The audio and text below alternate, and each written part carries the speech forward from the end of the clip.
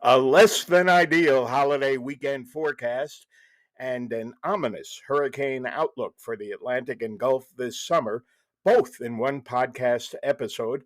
I'm meteorologist Don Paul. Welcome to my podcast, Bits o' Blather on weather, climate, and this time around, the outlook for hurricanes is rather ominous, as previously mentioned. But first, the weather. Well, we're not going to be able to drag the terrific conditions from Thursday and Friday through all of Saturday, although Saturday will start out on a decent note with partly sunny skies.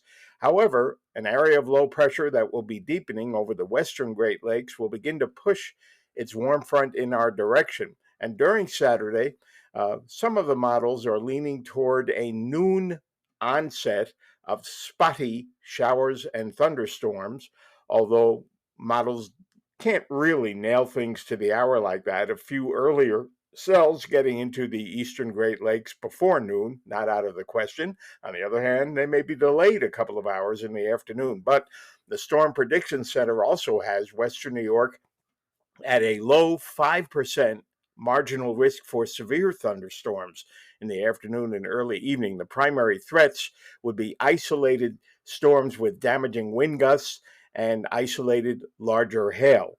It does not look like an all-day rain, or at least even an all-afternoon rain, but conditions are going to be unsettled on land and over the lakes. A tricky period for boaters, especially in the afternoon. Cells will be approaching from the west, and while wave heights will average, when there are no storms around, a foot or so on Lake Erie and 1 to 3 feet with an easterly breeze north of the warm front on Lake Ontario, winds and waves will be higher near thunderstorms. My best advice to boaters, of whom I am not one, is to stay close to port if you must venture out onto the lakes. Afternoon high temperatures from the low 70s near Lake Ontario to the low 80s farther inland to the south, and the winds will be reasonably light. And then those showers and storms should be winding down Saturday evening, and Sunday is the pick day of this holiday weekend, partly to mostly sunny. No thunderstorm threats for boaters during the day, wave heights averaging about 2 feet or less. And it is for those who actually party out there on the lakes and stay out late on the lakes Sunday night. That's a time for some concern, because that deepening low pressure system will be moving into the northern Great Lakes, and another round of organized convection could be approaching western New York late Sunday evening and more likely toward midnight, but that will be adjusted as the weekend progresses. Sunday's high temperatures comfortably warm.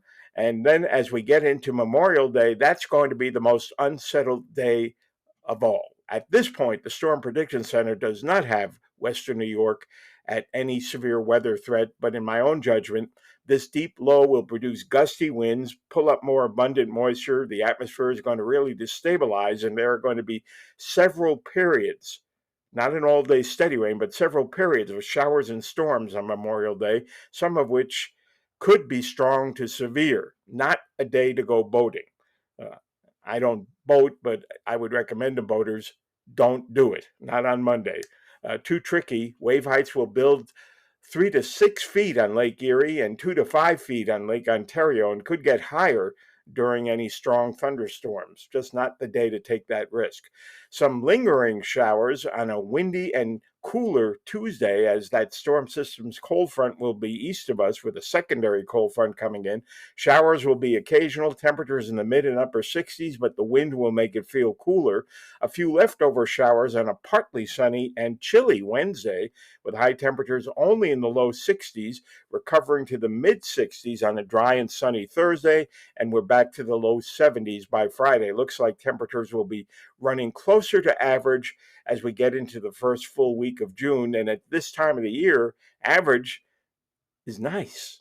Some people hear average. Well, that's not very warm. It's pretty warm. It's pretty warm. Okay, on to the hurricane outlook.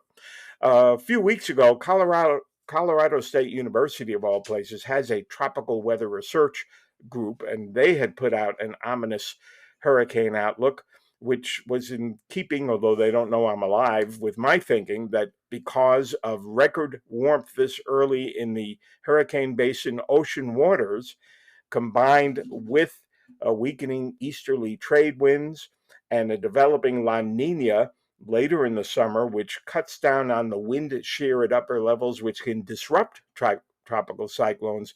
This looks like a potent setup for a potent hurricane season. Usually, the hurricane activity begins to peak later in the summer and into autumn, but we could see some earlier than usual development because, as of May 20th, sea surface temperatures up to this time are warmer than they have been on record. And if they're this warm this early, that is a bad sign.